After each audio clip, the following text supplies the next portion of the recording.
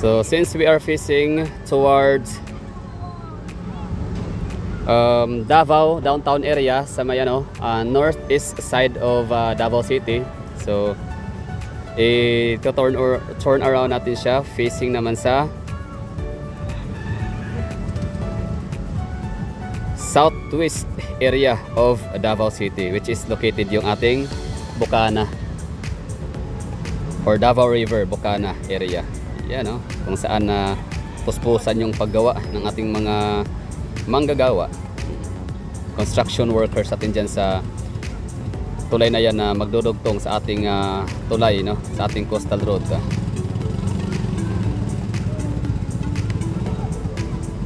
Siyempre habang inaangat natin yung ating camera, yung ating laruan, i-focus natin itong napaka-busy, napaka-traffic na area ng Bolton Bridge. Sorry, yan.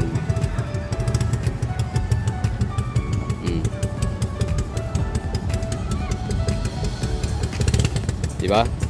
Traffic niyan. Ano yan? Kabilaan yan, no? Matagal yan sila matapos dyan yung pilahan galing sa Philcris. Quick glance lang ha, Philcris ulit. Okay. That's Philcris. And quick glance din tayo sa may Sandawa Corner. Sandawa Corner, Ecoland. Impo Boulevard.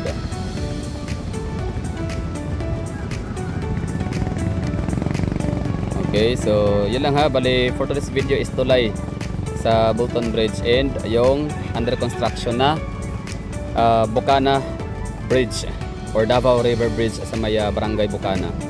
Wait lang. Oops. We gonna turn around. Oh, super traffic dyan. Zoom in natin ha. Yan talaga ang pinaka-crucial na area dito. Isa lang yan ha. Siyempre, makikipagtagisan din sa sobrang super mega traffic yung si Milan Buhangin dito sa Sandawa Corner, Ecoland. Yan sa mga kukuha ng mga screen grab dyan, paki-paste po yung natin ha, yung ating video link sa ating YouTube, kasi wala ko ibang platform. Huwag nyo akong itag sa Facebook, hindi ko kailangan ng engagement sa Facebook kasi wala akong pakialam sa Facebook, no? So YouTube lang ho talaga ako tumatambay.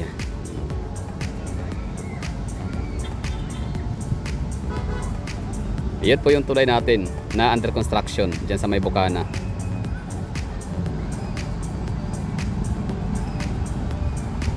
Diba? Ang bilis nilang magtrabaho, no? Oh. Yeah. So the moment na matapos yan, laking tulong yan, very useful, no? Kapaki-pakinabang ho yan sa ating mga Davaoenyo.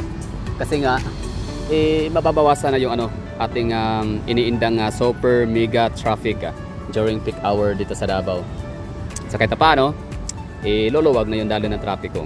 Kasi nga, magkakaroon na ng maraming options, no? For example, titinan ho natin itong mga dumadaan dito ng mga sasakyan sa Bolton Bridge area na yan. As you can see, no, wala tayong makikitang jeep masyado, like ulit-ulitin ko to lagi, no, sa mga taga Davao and maging hindi mga taga Davao na dito sa Davao City. Ang isa sa nagiging rason ho talaga namin dito bakit nagkakaroon kami ng very congested, no, na mga daan na during peak hour dahil nga sa sobrang daming mga private vehicles dito sa Davao City. Tapos konti na lang yung mga public jeepney dito sa Davao City na tumatakbo. So binibilang ko talaga siya lagi when boredom strikes, no? So ibig sabihin pag wala akong masyadong ginagawa, hindi ako nagmamadali, hindi busy, talagang pumunta ako sa kalye, sa kalsada, tapos binibilang ko yung mga sasakyan na dumadaan. So out of 100 pieces na vehicles, no, nasa 6 hanggang 7 lamang ang makikita nating jeep. So most of them is taxi, private cars. Yun.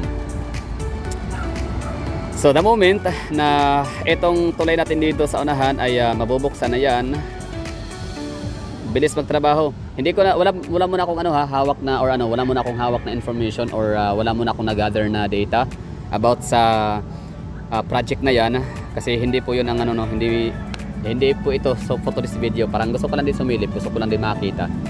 Since ako parang ginaganahan ng magpalipad at lumabas ng bahay, alam niyo yon. So tamad nga no. So ginanahan tayong lumabas ng bahay at pumunta dito sa area at magpalipad ng ating laruan kahit paano makita yung ating under construction, the most awaited na tulay dito sa Davao River natin. Na yan na nga, siyang magdudugtong para sa ating Davao Coastal Road, no? From Times Beach, no?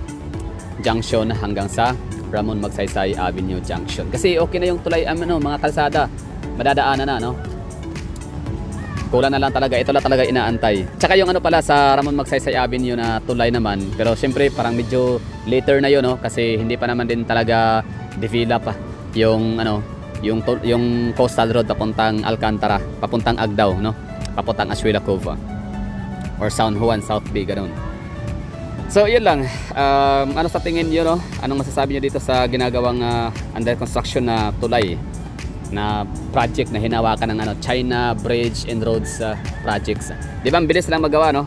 Nakakahanga lang. So sana lahat ng natin, mga construction firm, lahat ng mga construction firm, no? Mga builders association sa Pilipinas, ganyan sila kabilis gumawa. Yung walang rason-rason, no? Kung pwede rain or shine, high tech, alam mo yun. Tapos ang napansin ko rin to sa mga Chinese, talagang maliban sa pinapahalagaan talaga nila yung oras, kumbaga time is gold talaga sila, no? Yun talaga yung parang principles ho nila lagi. Pinapahalagahan rin nila yung kanilang mga empleyado, yung kanilang mga manggagawa, yung mga workers ho nila, mga manpower. Paano, no? In what way? Paano ko nasabi na pinapahalagahan din nila, hindi lang ang oras, maging ang manpower? Kasi ang ganda ng kanilang tulugan ng mga construction worker. Naka-aircon talaga siya. Tapos yung parang container van lang siya, na container van tapos air conditioned. So talagang siya, pag malakas man ang ulan, safe ang kanilang mga empleyado, yung kanilang mga construction worker. Tapos kapag naman napakainit ng araw, so masarap rin ang tulog lang kasi air conditioned. Di ba ang galing lang, no? China Bridge, basta magkabalik-balik naman tong pagkabanggit ko sa abbreviation nila. Basta China Bridge and Roads Construction, ganun, company. So ang galing lang, no? Pinapahalagahan nila yung manpower nila. Kasi yun naman talaga din isa sa pinaka-asset ho, di ba, ng isang company, no? Yung mga manggagawa ho talaga. So kung hindi mo pahahalagahan, itatrato mo lang na parang asong kalye ang mga empleyado mo, wala eh. Ang magiging result ho niyan is poor performance, di ba? Lalampa-lampa, poor performance, hindi aktibo ang utak, malnourished, yung mga ganun, di ba? Kasi walang tamang pagkain, walang tamang tulugan, walang proper accommodation. So ito sa Chinese na to, talagang pinapahalagahan nila yung kanilang empleyado, yung kanilang manpower by giving decent accommodation, no? Magandang tulugan, magandang pahingahan sa araw man o gabi. 'Di ba? I-compare niya na lang sa natin, sa ating mga construction worker. I mean yung mga bank house or staff house ng ating mga construction worker, no, sa Pilipinas, na yung kailang mga amo is mga Pilipino lang din. 'Di ba? Yung gawa lang sa pinagtatagpi-tagping mga waste materials na mga plywood, yung mga ganun, 'di ba? Magawa sa mga light materials. So very indecent. Lakas maka third world country talaga ang Pilipinas, kurakot, no. Hindi lang talaga gobyerno ang kurakot dito sa Pilipinas, maging ang mga private properties, mga private entities, mga private companies na rin kahit paano, no. Maging sila ay nagpa-practice na rin sila ng pagiging kakurakutan. Yun lang, sistema na yun eh. 'Di ba? So okay na tayo dito. We're done. So maraming thank you sa mga nanonood. Wala lang, konting topic lang, anything under the clouds. Okay, whatever. So yan lang.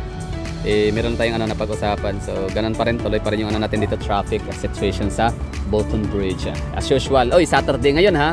To the point na isipin natin, walang pasok sa eskwela, walang pasok sa mga government offices, but still as you can see, napaka-congested, napaka-super heavy mega traffic pa rin ng Davao City. Ibig sabihin noon, tayong mga Davaoenyo at kayong mga hindi taga Davao, please, wag niyo masyadong i-instill sa inyong mga isipan na ang Davao City is ganun siya ka slow pacing. I mean, yes, slow pacing. Davao City is slow pacing pa rin siya to compare Metro Manila and Metro Cebu.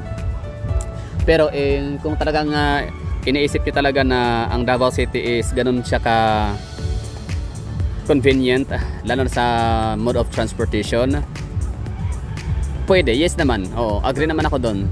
Pero wag lang talaga ay sali ang ating peak hour season. Kasi ibang usapan yun. Oh, kita nyo yan, oh.